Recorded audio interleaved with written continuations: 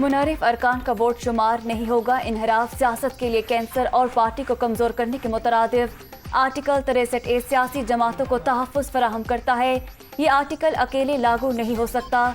तशरीह के लिए सदाती रेफरेंस पर सुप्रीम कोर्ट की राय आ गई।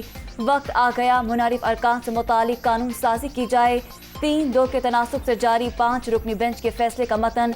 अदालत ने मुस्तकबिल में इनहराफ रोकने का सवाल वापस भिजवा दिया। इख्तिलाफी जजेस की मुनारिफ अरकान को डी-सीट करने की राय।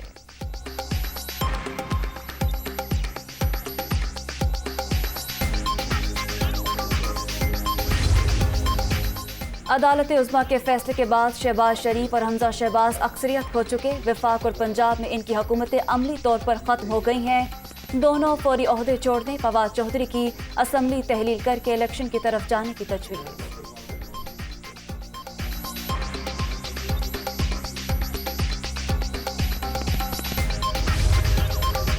और सुप्रीम कोर्ट के फैसले के बाद की सूरत हाल। हमजा शहबाज ने लीगल टीम को तलब कर लिया।